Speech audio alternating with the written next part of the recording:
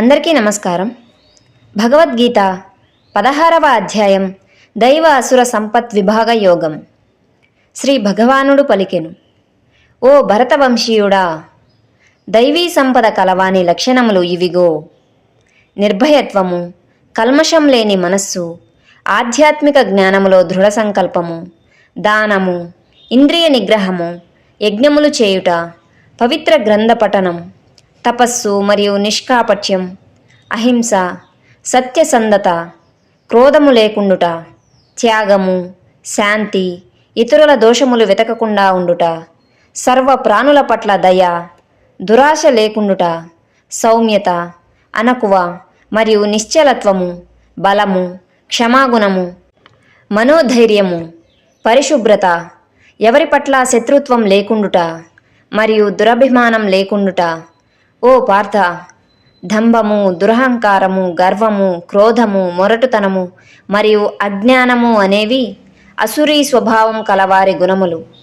దైవీ గుణములు మోక్షం దిశగా తీసుకువెళ్తాయి, కానీ అసురీ గుణములు బంధనములో చిక్కుకుపోయి ఉండటానికి కారణమవుతాయి. శోకింపకము. అర్జున, నీవు దైవీ గుణములతోనే జన్మించిన వాడవు. ఈ జగత్తులో 2 రకాల జీవులు ఉంటారు: దైవీ గుణములు కలిగి ఉన్నవారు మరియు అసురీ స్వభావం కలిగి ఉన్నవారు. నేను దైవీ గుణములను విస్తారముగా ఇంతకు ముందే వివరించి ఉన్నాను.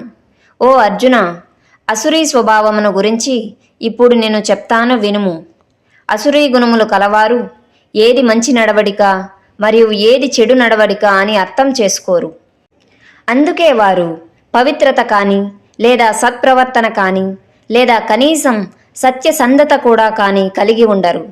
వారు ఇలా ఎప్పుడు అంటూ ఉంటారు: ఈ జగత్తులో పరమ సత్యం అనేది ఏదీ లేదు, ఏ రకమైన ఆధారమూ లేదు, మరియు భగవంతుడు అనేవాడు ఎవ్వరూ లేరు. ఇదంతా స్త్రీ పురుష సంయోగం వల్లనే ఉద్భవించినది మరియు లైంగిక తృప్తి కంటే వేరే ఏమీ ఇతర ప్రయోజనం లేదు అని ఇటువంటి దృక్పథంతో గట్టిగా ఉండి ఈ తప్పుదోవ పట్టిన జీవాత్మలు అల్పబుద్ధితో మరియు క్రూర కార్యములతో ప్రపంచానికి శత్రువులుగా మారి ఈ ప్రపంచాన్ని విధ్వంసం చేయడానికి భయపెడతారు. తృప్తిపరచలేని కామంతో ఉంటూ దంభము, దురభిమానము మరియు గర్వముతో నిండిపోయి ఈ అసురీ లక్షణములు కలవారు తప్పు సిద్ధాంతములను పట్టుకొని ఉంటారు. ఈ విధంగా మోహితులై వారు తాత్కాలికమైన వాటికి ఆకర్షితమై అపవిత్రమైన సంకల్పంతోనే ప్రవర్తిస్తారు. వారు అంతులేని చింతలు, ఆందోళనలచే సతమతమైపోతూ ఉంటారు. అవి చివరికి మరణంతోనే ముగుస్తాయి. అయినా సరే వాంఛల సంతుష్టి మరియు ఆస్తి కూడగట్టుకోవడమే జీవిత పరమావధి అని నిశ్చయముగా ఉంటారు. వందల కొద్దీ కోరికలచే కట్టివేయబడి మరియు కామక్రోధములచే ఆవరించబడి వారు అన్యాయ పద్ధతులలో సంపదను ప్రోగు చేయటానికి శ్రమిస్తారు.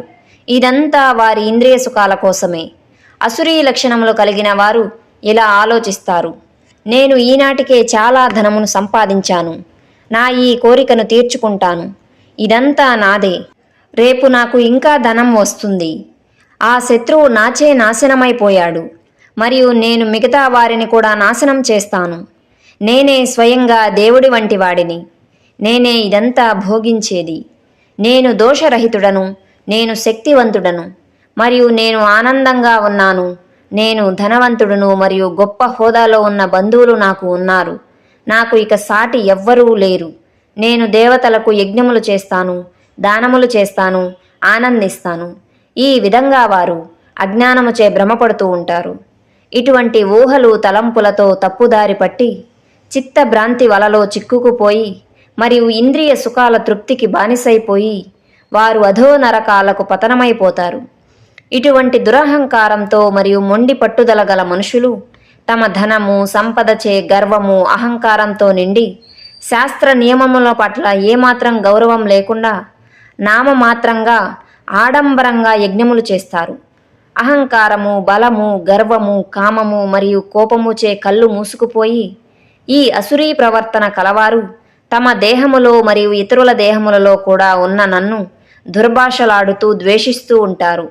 క్రూరులు మరియు ద్వేషపూరిత స్వభావం కలవారు అధములు, నీచ నరులను నేను భౌతిక ప్రపంచం యొక్క పునర్జన్మ చక్రములో పదే పదే అటువంటి అసురీ స్వభావం కలవారి గర్భములోనే విసిరివేస్తుంటాను. ఈ మూర్ఖపు ఆత్మలు మళ్ళీ మళ్ళీ అసురీ గర్భములోనే జనిస్తుంటాయి.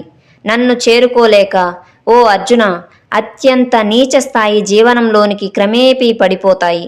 ఆత్మ వినాశనానికి దారితీసే నరక ద్వారములు 3 ఉన్నాయి: కామము, క్రోధము మరియు లోభము. కాబట్టి అందరూ వీటిని విడిచిపెట్టాలి. చీకటి దిశగా ఉన్న ఈ 3 ద్వారముల నుండి విముక్తి పొందిన వారు ఆత్మ శ్రేయస్సుకై ప్రయత్నిస్తారు. తద్వారా వారు పరమ లక్ష్యమును పొందుతారు.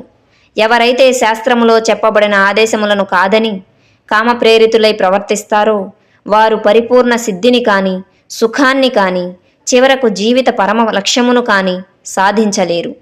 కాబట్టి ఏది చెయ్యాలి, ఏది చేయకూడదు అన్న విషయంలో శాస్త్రములనే ప్రమాణముగా తీసుకొనుము. శాస్త్ర విధి విధానాలు, ఉపదేశాలను తెలుసుకొనుము. మరియు ఆ విధంగానే ఈ జగత్తులో ప్రవర్తించుము. ఇది ఉపనిషత్తుల సారాంశము, బ్రహ్మ విద్య, యోగశాస్త్రము, శ్రీ కృష్ణార్జున సంవాదము అయిన శ్రీమద్ భగవద్గీతలోని దైవాసుర సంపద్విభాగ యోగం అను 16వ అధ్యాయంలోనిది. ఇప్పటి వరకు ఈ వీడియోను చివరి వరకు ఎంతో భక్తి శ్రద్ధలతో చూసిన ప్రతి ఒక్కరికి నా ధన్యవాదాలు తెలుపుకుంటూ, భగవద్గీతలోని మొదటి 15 అధ్యాయాలు కూడా మన ఛానల్లో ఇంతకు ముందే అప్లోడ్ చేయడం జరిగింది. గీతాసారాన్ని పూర్తిగా తెలుసుకోవాలనే ఆసక్తి కలవారు ఆ వీడియోలను కూడా చూసి వాటిని లైక్ చేసి మన ఛానల్ను సబ్స్క్రైబ్ చేసుకుంటారని, అలాగే మీ మిత్రులకు, శ్రేయోభిలాషులకు, మీ కుటుంబ సభ్యులకు ఈ వీడియోలను షేర్ చేస్తారని, నన్ను మరింత ప్రోత్సహిస్తారని కోరుకుంటూ మరొక మంచి వీడియోతో మళ్ళీ కలుద్దాం. అంతవరకు సెలవు.